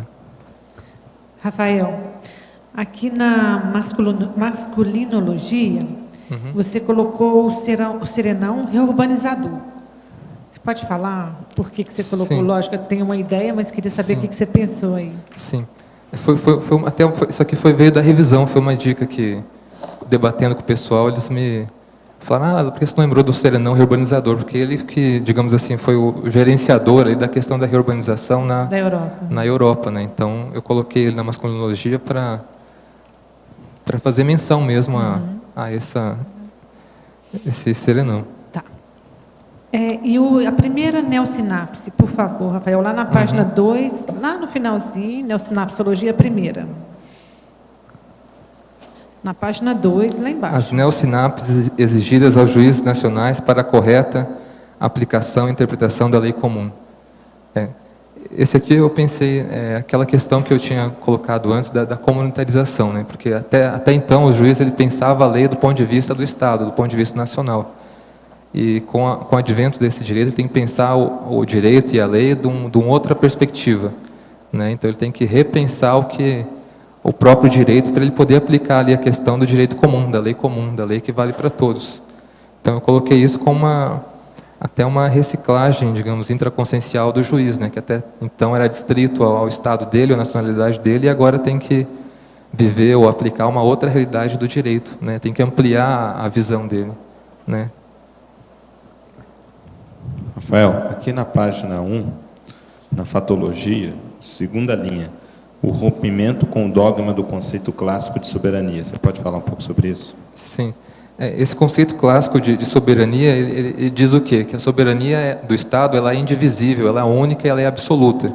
Quer dizer, dentro do Estado, ele teria, digamos, o poder absoluto ali para determinar suas próprias leis e suas próprias condições. Então não existe abertura ou possibilidade de algo que esteja acima do Estado, né? Esse segundo o conceito clássico, né? Então, com o advento dessa questão supranacional, do direito comunitário da União Europeia, há uma quebra com esse conceito clássico, porque, veja, há uma relativização da soberania, né? O Estado ele cede a soberania dele para uma entidade que está além do poder dele. Que tem a ver com o princípio da subsidiariedade. Isso. Então, isso que é a relativização, e que implica também na relativização do conceito de Estado-nação. O conceito de Estado-nação diz o quê? Que o Estado ele tem uma soberania um território, uma nação. Né? Então, se você rompe essa questão da soberania, ela não é mais tão absoluta, ela não é mais tão única, né? Você também relativiza o conceito de Estado-nação, que até então eram conceitos bem arraigados dentro da questão de Estado e de política. Rafael, na fatologia, página 2, quinta linha de baixo para cima, os percalços enfrentados na construção e manutenção da integração. A questão dos percalços a gente vê hoje. Poderia citar quais para você são os percalços mais fortes, pelo menos, que você acha importantes de destacar? A própria questão de, por exemplo, no início, de entrar em um consenso entre países tão distintos, tão próximos, ao mesmo tempo tão distintos culturalmente, né? Isso, digamos assim, é até certo ponto um obstáculo. As questões econômicas que foram surgindo da integração, né? Porque a integração ela tem uma teoria, mas tem uma prática também, né? E ao longo desse processo de aprofundamento da integração foram surgindo várias, digamos, crises políticas, econômicas, institucionais, que foram pedidas novas reformas e novas, digamos assim, uma revisão do que era a integração até então. Hoje mesmo a gente vê um grande percalço, que é essa crise econômica que está ocorrendo, né? É uma, digamos assim, é um percalço à manutenção da integração. Aí tem aqueles críticos que são mais pessimistas, que afirmam que é o fim, né? Chegou ao fim a questão da União, acabou-se o euro, né? Então, esses são os percalços da manutenção e construção da integração. E você que acha quanto a essa crise financeira? O que você acha? Sim. Eu não vejo que seja o fim, assim, se bem que é difícil a gente dar um parecer assim do que vai ser, né? Do que vai surgir dessa crise. Mas se a gente olhar para a história da construção da União Europeia, a gente vê que é uma sucessão de várias crises. Então, se a gente observar antes da formação de um tratado, da revisão de um tratado, há sempre uma crise que antecede aquele tratado, que precisa ser revista ou reformulada através daquele tratado. Então, a crise, a gente tem que ver também que toda crise ela é cíclica, ela não é eterna, ela não é para sempre, né? Então, as crises elas vêm, elas são recorrentes, mas elas são superadas. E a superação dessa crise a gente tem que observar como vai ser, né? Há críticos que dizem que essa crise ela perde um aprofundamento maior da integração política dos Estados, por exemplo, com uma política orçamentária comum, algumas coisas que até então não tinham sido vistas, né? E há outros que não, os mais pessimistas dizem que é o fim e que o euro ruiu, essas questões todas, mas sempre existiram os pessimistas, né? Na integração eles sempre existiram, os eurocéticos sempre desde o início. Estão com as bandeirinhas lá agitando, dizendo que é o fim desde o início. Então, a gente tem que ter uma visão realista, né? Nem tão otimista, nem tão pessimista. A gente tem que observar os fatos, né? E os fatos, eles, sem dúvida, essa crise ela é uma crise, digamos, das maiores enfrentadas, mas a gente tem que lembrar que a União Europeia ela surgiu de uma das maiores crises que a humanidade já teve, que foi a Segunda Guerra Mundial, né? E foi uma crise superada. Então, a gente tem que manter essa questão da superação da crise. Tudo indica que faz parte todo o processo de integração, né? Faz parte. Isso, parece que é um processo que, digamos assim, que busca um aprofundamento da integração, né? Isso. Obrigada. Rafael, pegando um gancho do que você colocou ali na paradoxologia em relação aos países que estão fazendo movimentos de integração, já terem passado por guerras, e falando especificamente do papel da Alemanha nessa crise, né, no sentido de procurar manter, né, a estabilidade mínima pelo crescimento, e o papel que teve na Segunda Guerra. Você chegou a fazer alguma correlação do ponto de vista assim, kármico de países e de resgate do processo da Segunda Guerra? Sim, é interessante essa análise, eu não pensei não, mas você falando assim tem algum sentido, né? Tem alguma lógica. Esse autor aqui, o Joel Assis Ferreira, ele é um diplomata português.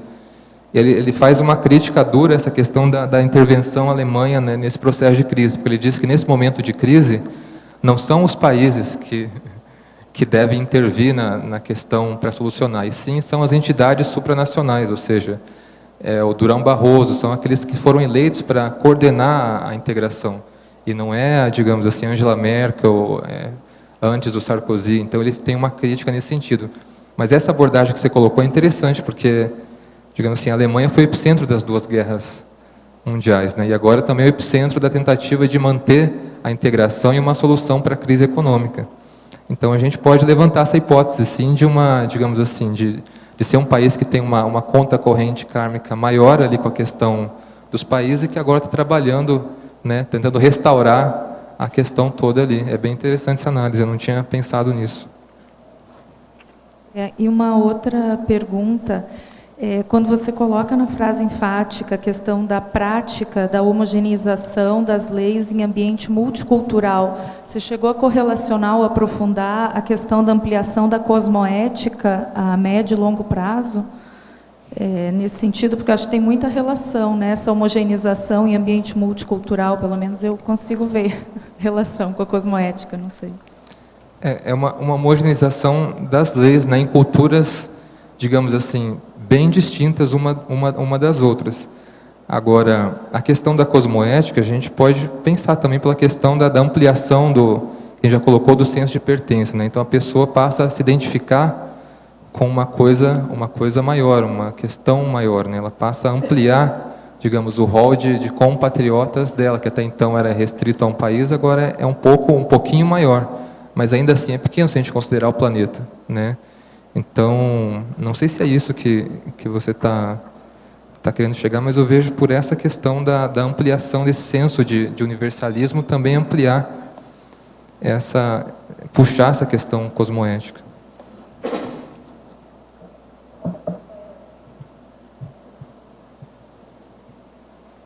Pensei a mudança em Portugal do escudo para o euro. Então, na época, eu sentia os portugueses muito aversos à União Europeia, porque tinha aquele sentimento da moeda, nacionalismo, etc., etc. Mas hoje, analisando o que você estava falando aí, eu acho que se a União Europeia, digamos assim, acabar, que eu não acredito que isso aconteça, o prejuízo vai ser maior do que o econômico. Você não concorda? Porque agora eles têm aquele pertencimento de uma coisa maior.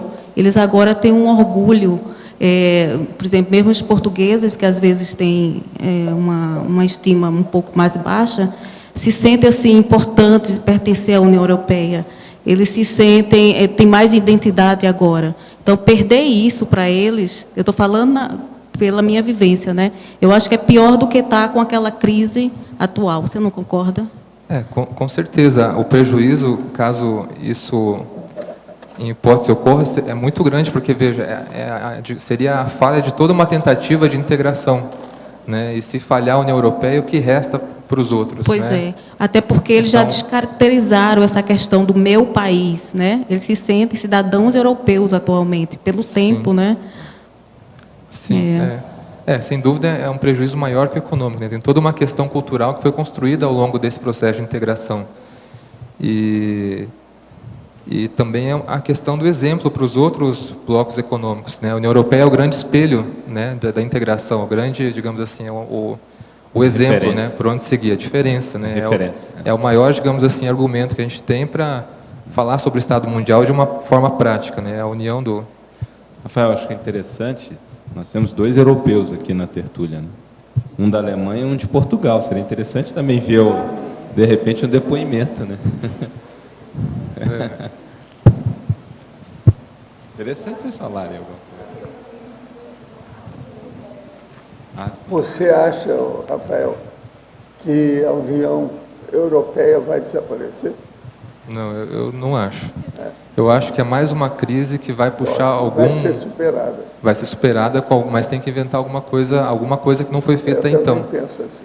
Mas essa coisa que eu ainda não sei o que é, se é a questão do controle orçamentário, o que é. Mas eu vejo como se fosse um pedágio para aprofundamento maior da integração. Agora, a nossa presidenta, ela está contra a Merkel. Falou que tem que deixar. Não pode fazer isso que eles estão fazendo lá. Ela tem outra opinião. Muita gente que questiona essa questão da austeridade, como eles estão fazendo, que só vai piorando, né? As revistas desse fim de semana trouxeram aí uns dados sobre isso dela. Opinião da presidente. Eu trouxe esse artigo da Dilma, dizendo que essas medidas austeras só agravam a recessão, né? Pois é. E que eles têm que focar na questão de ampliar a economia, mas... Professor Valdo. Sim. Professor, aqui. No ar. 900 anos tardou o reurbanizador para fazer todo o planejamento da União Europeia? 900 anos? Não, eu sabia os negócios da União Europeia há muitas décadas, eu falei antes. Aí a gente estava esperando. Quando foi em 92, eles começaram a falar em 92, até que se instalou em 92. Mas eu sabia que ia caminhar para isso. Agora, os meus dados vinham já dos meus estudos, daquela Liga das Nações, aquele negócio todo. O caminho é inevitável.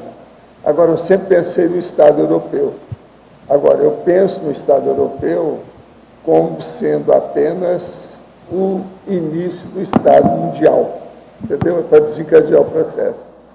O Estado mundial, para mim, é um caminho. Agora, eu penso que os países, as nações, os estados, nesses continentes todos nós temos, eles só vão ver o Estado mundial quando começar a ser feitas colônias fora da Terra. Colônia na Lua, colônia em Marte, colônia em outro lugar. Porque isso vai ser inevitável, isso vai acontecer. Então, agora você veja, eu andei estudando, fiz lá pesquisas, fizemos muitos filmes na década de 60, inclusive com um cientista da NASA. E eu já falava para eles, ó, vocês são pioneiros, vocês estão caminhando para fazer as colônias extraterrestres. Agora, isso é da década de 60. Nessa ocasião, eu já falava com eles, isso aqui vai se transformar num Estado só, um só, e dirigido por um colegiado. Tinha gente que era a favor da minha ideia, lá no meio do cientista, tudo da aeronáutica, entende? Os processos todos grandões da época que havia lá. Agora, com isso, então, eu já falava, não, possivelmente o primeiro Estado que vai acontecer vai ser o Estado europeu. Já tem gente já falando nisso. Naquela ocasião eu já falava. Agora, 30 anos depois, eles instalaram a União Europeia. Agora, eu penso que isso é inevitável. Por exemplo, muitas coisas caminham ao contrário, há uma regressão. Catalunha, por exemplo, agora quer virar um país na Europa. Mas, veja, se virar um país, ele não vai sair da Europa, o país não anda para outro lugar, ele tem que ficar. Então, o que se passa? Vai acabar sendo mais um país da União. Mas teve... Agora, eles querem por causa do dinheiro, porque lá estão com mais dinheiro do que os outros estados. Então, veja, eles não têm nenhuma ideia de nacionalismo espanhol, não tem nada disso. Eles estão vendo o bolso deles, o que interessa para eles. Agora, desde a época lá do Jordi, a gente já via esse negócio por causa do catalão. A defesa do idioma catalão na Catalunha é muito forte. E o catalão é péssimo em relação com o espanhol é melhor. Teve uma eleição na Catalunha, acho que foi até ontem o resultado, dizendo que aquele partido que era mais a favor da separação perdeu um pouco da força. Com essa questão da crise, a tendência é se unir, né? E não... Pois é, porque lá tem gente inteligente, não pode ficar com isso, não. Isso é uma regressão. O problema agora de isolacionismo, e se acontece algo desse, sectarismo, isso não é o ideal. Tem que fazer união e não sectarismo. Se eventualmente acontece isso, isso vai dar, obviamente, na cabeça da Catalunha, né? Mais cedo ou mais tarde... Agora, se eles estão perdendo a força, quer dizer que os outros lá do IRA também vai perder a força. O IRA, o outro lá, o ETA e o Diabo 4. AIRA, ETA, ETARRA. Esse povo todo vai por água abaixo agora. Precisa acabar com isso. Você sabe que o Rio Grande do Sul já quis. Agora, o Mário Palmério, que é muito vivo, quis fazer também a separação do Triângulo em relação a Belo Horizonte, do Estado. Mas era um Estado dentro do outro, né? Que ele queria criar. E foi assim que ele foi para a política, foi o jeito. Mas aquilo também melhorou, porque Belo Horizonte pegava todo o dinheiro, levava e aplicava lá. E o Uberaba mesmo, e o Triângulo Mineiro, não via dinheiro nenhum deles, só pagava imposto. Isso parou com o processo dele. Entende? Agora, ele começou a política dele para se candidatar a primeira vez a deputado federal, ele escreveu Carta aos Triangulinos. a carta aberta aos triângulos, entendeu? Para chamar que já tinha um Estado, que era o Triângulo Mineiro. Então, Belo Horizonte voltou atrás, porque senão... Agora, tudo é um processo econômico. A mesma coisa agora é a Catalunha, né? Eles estão fazendo isso porque lá tem mais dinheiro do que os outros estados. Estão se defendendo, né? Rafael, você considera, pegando aqui a ciclologia, você consideraria que a Alemanha hoje estaria aqui na fase de libertação? Ah, não sei se é tão rápido assim, né? Não, porque eles, o fato de eles estarem ajudando os outros países, principalmente Portugal, Grécia e tal, eles já não estão caminhando para... Porque ali, você sabe como é que é, né? Eu não sei não, Jorge, eu não ponho a mão aí não. Você acha que ainda está mais enrolado ainda? Eu acho que sim, né? Foi muito recente a questão das guerras aí. Não Que é fase assim. que você acha na média a Europa estaria aqui? Quem tem prisão, as guerras já acabaram, né? Uhum. Seria o que? Recomposição? Seria ali na média, os países? Olha, para dizer isso, a gente tem que olhar, né? Tem que consultar o evoluciólogo lá para saber. Não, opinião tua, você vendo eu o contexto não sei, assim, vendo assim, a gente pode dizer assim, da vitimização para recomposição, não sei, parece o lógico, mas a gente não tem todos, digamos assim, os parafatos e tudo, o contexto ali de um continente inteiro para saber, né? Mas eu só acho, assim, meio precipitado dizer que já está na recomposição, acho que não. Talvez ao início do começo, mas, né, eu acho muito recente ainda para se falar em libertação. Eu queria perguntar para o professor se o senhor percebeu o ambiente aqui, nessa questão do tema dele, porque eu estava doando muita energia aqui, e depois tive banho de energia com relação ao tema. Tinha muita consciência aqui? Tem, professor? O povo é interessado, né? Que isso mexe com milhões, né? Muita gente que está sendo mexida. Nossa, estava difícil aqui ficar. Estava muita energia doando. Viva a União Europeia. Rafael. Para a direita, vira o pau direito. Rafael, aqui no B. Tudo bem? Eu li por alto aqui o verbete rapidamente. Não sei se você fez alguma correlação da União Europeia, os plebiscitos que acontecem com a população em relação à democracia direta. Se isso a gente pode começar a ter algum tipo de... Se você pesquisou, se você viu alguma participação pela internet, onde os cidadãos se manifestavam quanto a alguma questão europeia, diretamente, uma manifestação direta em relação às grandes questões que estão sendo debatidas. Você viu alguma coisa?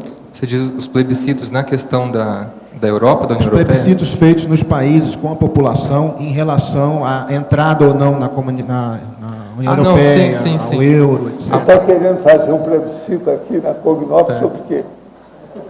Não, isso aí, a gente está no Conselho dos 500. Não, já superei, já passou isso aí. Tem muitos países que foi feita a consulta à população sobre a entrada ou não do país na União Europeia através desses plebiscitos. Por exemplo, um que eu lembro que eu pesquisei foi a Dinamarca. Foi um desses países que foi consultado a população para ver se os dinamarqueses gostariam ou não de fazer parte dessa integração. E até foi esse o ponto que, digamos, atrasou um pouco a entrada da Dinamarca. A princípio houve um não, né? Depois que foi a Irlanda também. E questão de plebiscito, também a gente pode citar, aqui tem um artigo que eu trouxe dessa questão toda da Catalunha. Eles querem também antecipar um plebiscito lá para decidir se a Catalunha ela fica, então, com o Estado espanhol ou se fica independente, né? Tanto é que essas eleições que foram feitas ontem era para tentar antecipar esse plebiscito. Eu não entendo muito, mas eles teriam autonomia para fazer isso, caso a população... Você sabe alguma coisa, Rafa? Então, o que eu sei assim, é que a Espanha ela é dividida em 17 estados autônomos, né? Então, um deles são os mais separatistas, tem a Catalunha e o Estado Basco. Eu não sei a legitimidade desse ato, seria legítimo ou seria uma forma de pressão política, entende? Eu não sei se juridicamente é um ato legítimo, eu acho que, assim, a princípio, eu acho que não, né? Porque, veja, está integrado no Estado. Né? Só para você ter uma ideia da... Seria, digamos, um argumento a mais. Veja, os cidadãos da Catalunha querem se separar. Eu penso por aí, mas eu não tenho certeza quanto a isso.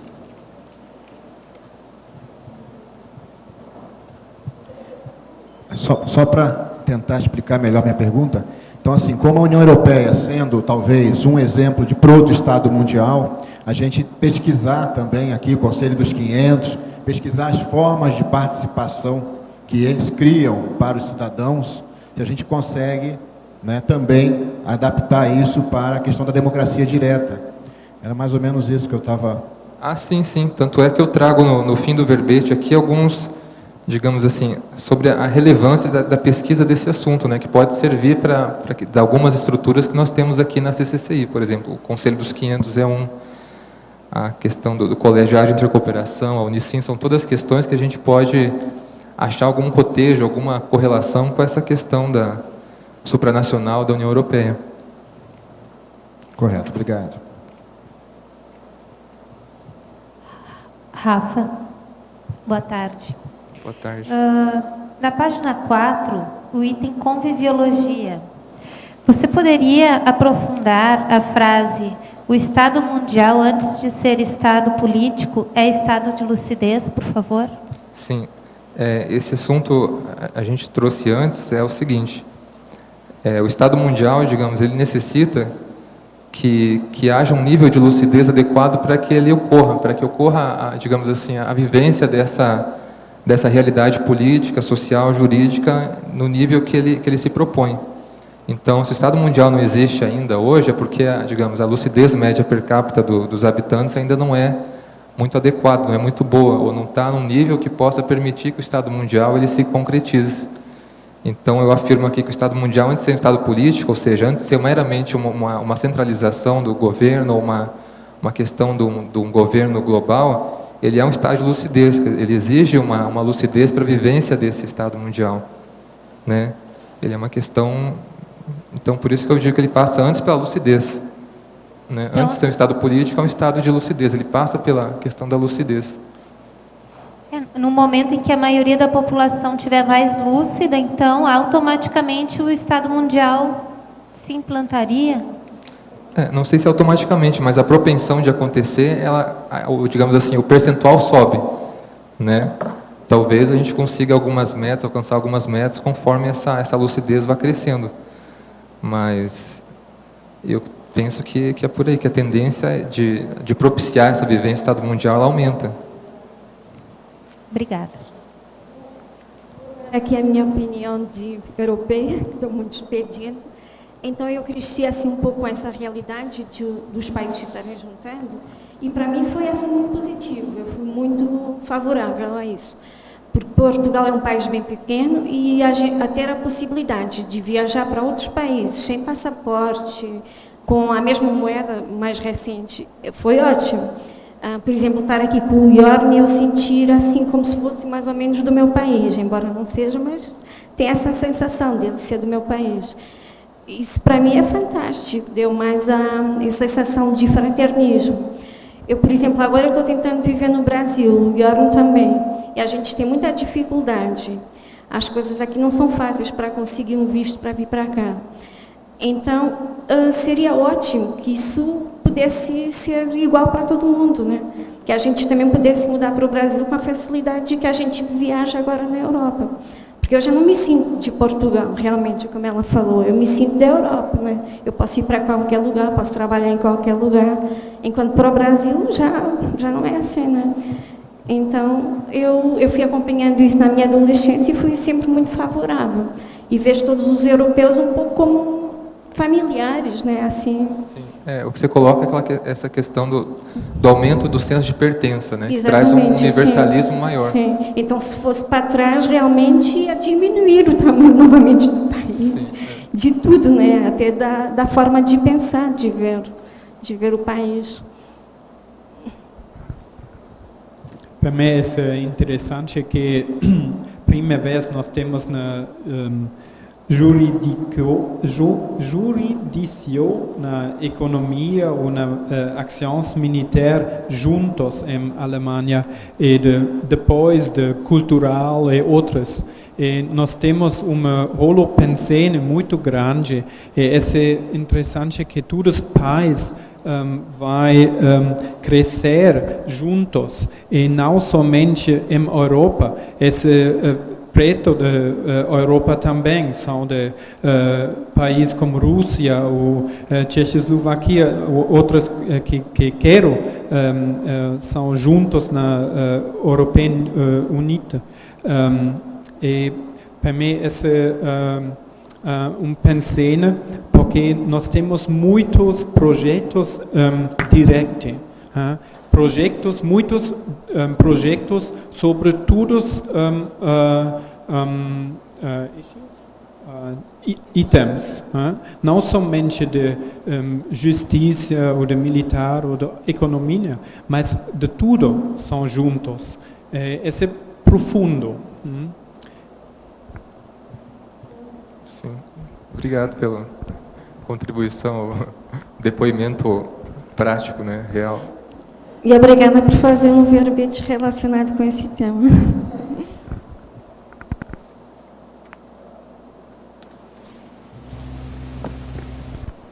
Rafael, apesar de eu não ser europeia, mas é porque eu sou fascinada por esse assunto. Eu também não sou, mas eu gosto bastante. Mas é assim, o que eu queria acrescentar, o que eles falaram, é assim, que os países membros, eles confiam nas leis da União Europeia.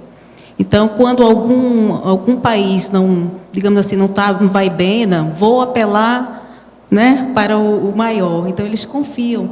E eu acho que a vantagem não é só no comércio e no teu verbete, assim, no âmbito do teu verbete. É a técnica também, a parte técnica. Por exemplo, eu estudei em Portugal. Então, estudar hoje em Portugal, ou na Alemanha, ou na França, é a mesma coisa, porque as leis, a parte técnica está toda normalizada. Então, independe, tá? O nível está tudo... Assim, a tendência é melhorar tudo com a integração. Com certeza, uma então troca é tudo maior. normalizado, os materiais de construção, assim, todos têm que seguir aquelas normas, você não tem material de primeira, de segunda, é mais uma coisa equitativa. Então, isso é muita vantagem, eu acho que não tem como voltar, não. Concordo com esse ponto. Reforçando um pouco o que o Jorn, né, falou, realmente, eu achei interessante que o tema do DAC é anticonflitologia, que a gente percebe lá na Alemanha hoje em dia um movimento muito grande das pessoas que são formadoras de opinião, do Estado, promovendo realmente projetos, falas públicas no sentido de pacificação, de união. E ao passo que, por exemplo, existe neonazistas nas escolas secundárias. Então, parece que o Estado convive com aquela conflituosidade íntima. Mas é uma coisa, parece que é de raiz, e uma coisa mais atual de realmente formação de opinião.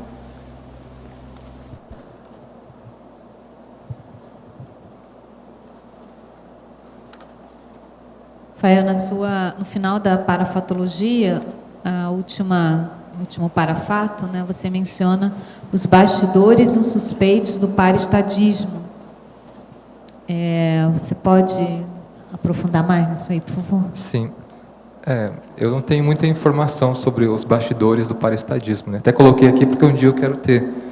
Mas a gente pensar que por trás de todo esse processo de integração, por exemplo, continental, há um gerenciamento, uma ordem, algum tipo de ordenamento que qualifica e que dá uma diretriz àquele procedimento de integração, né? Então, a gente pensar que atrás de toda essa realidade intrafísica há um ordenamento extrafísico, digamos assim, cosmoético, calculista, que direciona essa questão da integração, e não só da integração da União Europeia, mas essas questões de continentes que a gente vê hoje em dia, por exemplo, a questão da Primavera Árabe, esses conflitos árabe-israelenses, até certo ponto, né, há um gerenciamento, um controle disso tudo. E esse controle a gente talvez observe pela questão do parestadismo, né, que é as questões de decidir essas questões continentais. Agora, é interessante a gente pensar, por exemplo, quais são os critérios que são levados em conta para tomar uma decisão de amplitude continental, né? Por que nesse momento e não naquele? E isso tudo é muito, muito instigante, assim, de pensar e de tentar pesquisar, né? O que leva, digamos assim, no peso, na balança, uma decisão de peso continental, considerando não só as consciências intrafísicas, mas as extrafísicas e de toda a repercussão planetária que mexer no continente tem, né? Então eu vejo por aí. Valdo, aqui no ar, tenho duas perguntas aqui, duas dúvidas aqui no verbete do DAC. Primeiro aqui na verponologia, queria que você explicasse melhor aqui essa primeira parte aqui, da questão dos contextos, termos de ser conflitivos em função da defesa das verpons. Queria que você aprofundasse e explicasse melhor. O problema todo é o seguinte: as verdades relativas de ponta, elas criam problemas e às vezes criam conflitos. Agora, o conflito principal geralmente é perante a sociedade humana, que ela ainda é muito conflituosa, porque é patológica, né?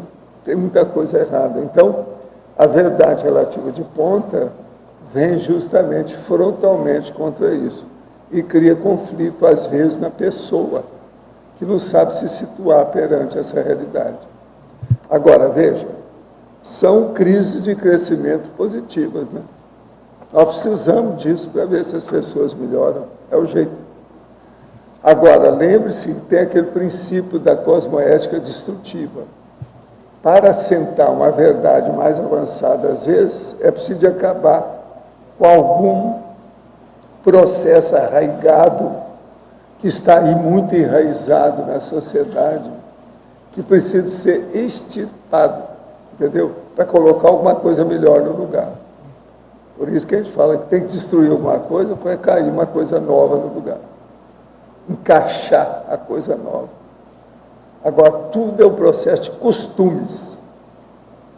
As leis, elas não têm a mesma força que os costumes. Os costumes têm mais força do que as leis. Agora, vai chegar um certo ponto em que a lei vai começar a dominar esses costumes. Então, aquilo vai ficar mais ou menos equilibrado, harmonizado. Agora, eu penso que depois do Estado Mundial, essas coisas vão acontecer. Então, com isso, os conflitos vão diminuir demais. Diminuindo os conflitos, vão acabar os conflitos armados, que são as guerras. Conflito aí, então, no caso aí, seria da relação da crise de crescimento, não é isso? Ah, tá. Agora, o problema nosso é acabar com os nossos conflitos íntimos para a gente depois acabar com os externos que estão em torno de nós. Agora, isso tem que ser feito individualmente, depois grupalmente, depois coletivamente. Então, a gente não sabe quando é que vai ser isso. Daqui séculos, daqui milênios, sei lá. Agora, o problema é começar já a assuntar todos esses temas, que são importantes para todo mundo. Agora, eu sempre lembro, são as colônias extraterrestres, que essas aí vão levar muito interesse fora, ou vai começar a ver outras coisas. Isso aí já não sabe para onde vai. É um outro caminho. É uma saída da toca. Porque nós estamos aqui numa toca de topeira, né? É aí que o povo briga, por causa da toca. Tem que parar com isso. Bom, aqui na segunda dúvida aqui, no adendo, na conviviologia, eu tive aqui refletindo aqui, no caso assim, na dupla evolutiva existe o cabeça, né? Aí foi colocado aqui a questão intelectual, econômica e energética.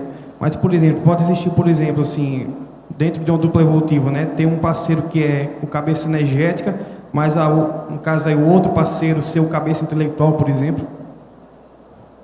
Não, o caso é o seguinte: dentro de duas pessoas, sempre vai ter aquela que é, às vezes, superior à outra em matéria de energia e de parapsiquismo. E os parafatos vão comprovar isso. Isso é persuasivo. Isso convence o povo, não tem jeito de haver debate. A pessoa vai ver que o outro é superior, tem mais experiência, já vivenciou mais aquilo.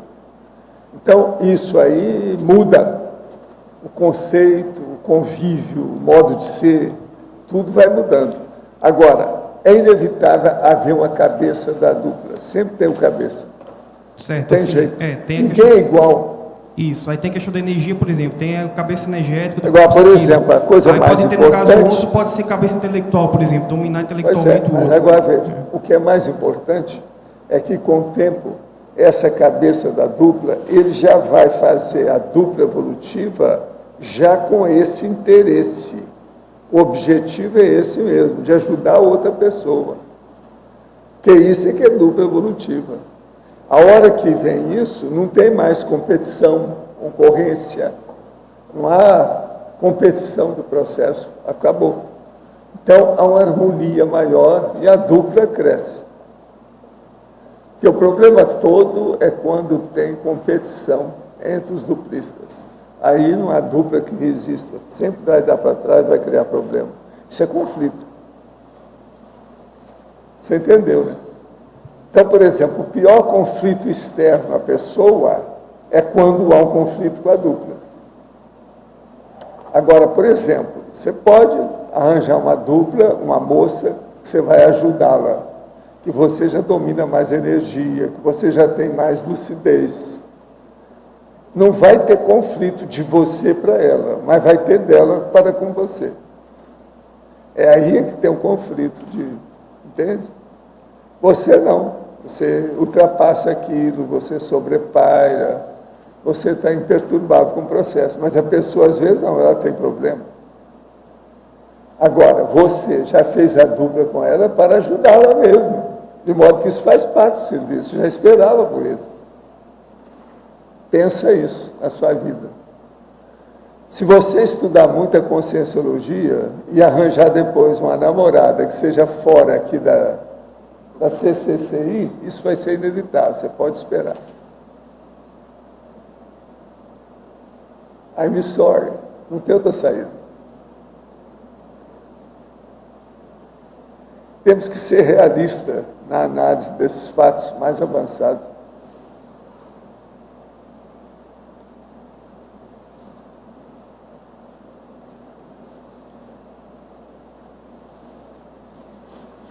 Rafael, aqui no B, Renzo de novo aqui. Uma dúvida na página 2, teoriologia, teoria monista do direito internacional. Podia explicar, por favor? Ah, sim. Essa teoria monista é o seguinte, que existem duas teorias do direito internacional para explicar a relação entre o direito interno e o direito internacional. Uma é a teoria monista, que dizem que essas duas realidades fazem parte de um mesmo conjunto, que elas são únicas. E a outra é a teoria dualista, que diz que são realidades distintas. Então, o direito internacional é uma coisa, com princípios próprios, raízes próprias, e o direito nacional é outra coisa, com princípios próprios, então eles não se comunicam, salvo por digamos assim, concessão do direito nacional. Então, a teoria monista eu coloquei aqui porque ela facilita essa integração entre a lei dos Estados-membros, a lei nacional, e a lei, digamos, comum, a lei comunitária. Então, essa teoria monista é essa que diz que direito internacional e direito nacional, a relação entre essas duas dimensões jurídicas, elas são parte de uma coisa só, elas são únicas, elas são um uno coeso, elas não são realidades distintas. Obrigado. Rafael, aqui na página 3, em mitologia, o mito que você trouxe para nós, eu te pergunto, porque eu entendo que o ser humano muitas vezes baseia as suas informações e atitudes em decisões externas, então existe muito a pressão do referencial externo. E aí você trouxe aqui a integração, né? O mito de a integração resultando na extinção das diferenças interculturais. Você podia falar mais um pouquinho sobre isso? Sim. Extinção das diferenças interculturais. O mito de a integração resultar na extinção. A questão, por exemplo, as pessoas ficavam assim, receosas de que um processo de integração maior ia perder as identidades culturais de um em relação ao outro. Então, as identidades culturais elas iam ficar mais, digamos assim, iam se extinguir e ia ocorrer uma uniformização cultural em todo o continente. E a realidade não é o que ocorreu, né? O que ocorre é que há um intercâmbio maior entre as culturas, entre os povos, entre as nações. Então, alguns costumes e alguns princípios, algumas diferenças interculturais, elas podem naturalmente desaparecer em consequência desse convívio maior, entende? Dessa integração maior, mas não é que vá haver uma uniformização cultural, entende? Não é isso que ocorre, mas ocorre uma uma ampliação dessas conexões entre uma cultura e a outra, e isso amplia tudo. Agora, Rafael, parabéns pelo seu verbete, espero mais 100 da sua parte. Pode ser sobre direito, para direito, tudo isso, Estado Mundial, nós estamos aí. Muito bom. Nossos comerciais, por favor. As pontuações da tertúlia de hoje foram 38 assinaturas no livro de presença, 33 perguntas presenciais e 14 perguntas respondidas online. Hoje temos 3 recados: Loche, balanço existencial, Patrícia, primeiro congresso de tenepsologia, e o Eduardo, ICP2. E antes, os amigos da enciclopédia. Boa tarde. A gente volta a informar vocês, amigos da Enciclopédia ativos, que já está disponível para download a Enciclopédia da Conscienciologia, versão 8, ano 2013. Então, você que é amigo, está em dia, você entra no site do site dos amigos, www.enciclopediadaconscienciologia.org, vá no ambiente exclusivo com o seu login e senha e você faz o download da enciclopédia. Se você tiver algum problema, né, e se esse download não se concretizar, não conseguir finalizar, vá no link suporte e mande as suas dúvidas e o problema que você detecta para que a gente possa ajudá-lo a ter o mais breve possível a nova versão da enciclopédia. E também uma excelente notícia é que neste domingo o sorteio dos amigos vai brindar a vocês com 2 vagas online no Congresso Internacional de Tenepsologia, que acontece agora em dezembro aqui no CAEC. Muito obrigada. Pessoal, boa tarde. Eu gostaria aqui de convidá-los para o curso Balanço Existencial no próximo ano, 2013, durante o Carnaval, de 9 a 12 de fevereiro. Esse balanço, a proposta é ajudar a pessoa a fazer um inventário da sua vida, levantando seus erros, acertos, conquistas, omissões, realizações, e a partir daí, então, estabelecer um saldo do seu desempenho na programação existencial. E, na sequência, elaborar um plano de ação com as metas e estratégias para aquilo que quer alcançar nos próximos anos. Para isso, nós vamos contar aí com uma equipe de professores, em torno de 20 professores, que estarão fazendo uma série de atividades. Vamos destacar aqui algumas. Nós vamos ter a conferência da professora Mabel Teles sobre a holobiografia do Zéfiro, professor Valdo na intermissão. Vamos ter também o professor Alexandre Zaslavski falando de proexis e judaísmo. Professor Rion Braga, em busca de um empreendedorismo evolutivo. Esse ano o talk show será com o professor Nário Takimoto. Tá? E também nós vamos ter a professora Sheila Ali Gazaoui, que vai falar sobre maxidissidência do islamismo. Então, são temas interessantes. Essa é algumas das atrações que nós vamos ter durante o balanço. Então, está imperdível de 9 a 12 de fevereiro, aqui na Cognópolis, no Discernimento, e também algumas atividades na OIC. Contamos, então, com a participação de vocês. Muito obrigado. Boa tarde a todos.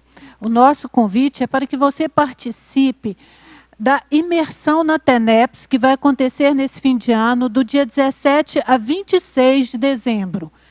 Após 46 anos de divulgação pública da técnica e 17 anos desde o lançamento do manual, vai acontecer o primeiro Congresso Internacional de Tenepsologia. No dia 17, nós teremos o curso gratuito Temas Avançados em TENEPS, com o professor Valdo, e nós teremos, durante o congresso também, que coincide com o 5º Encontro Internacional de TENEPS, aquela mesa também que discute a TENEPS no mundo e as reurbanizações extrafísicas, coincidindo com o tema de hoje.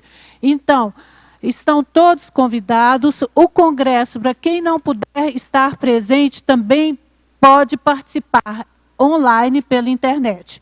As informações você pode obter no CAEC 45 35 25 26 52. Estão todos convidados e aguardamos a presença. Boa tarde a todos. O IPC convida para o curso ECP2, aqui a turma de Foz do Iguaçu, do dia 11 a 13 de dezembro. É terça, quarta e quinta, agora em dezembro. Ele é indicado até para esse pessoal que vem aqui passar esse período, fazer uma imersão, vai tirar alguns dias aí, aproveitar nas férias para estudar. O curso está aí à disposição, nós temos algumas vagas, o EPICOM é o professor Hernande Leite, o ECP2 é um curso de imersão na base do aluno ficar em hotel, e nós temos 2 campos, né, no primeiro dia e no segundo dia, à tarde nós temos os debates. Estão todos convidados. O telefone é 45 2102 1448. Até lá. O verbete da manhã é subestimação da finalização da GESCOM, especialidade experimentologia, autor professor Alexandre Nonato. Obrigada e boa tarde a todos.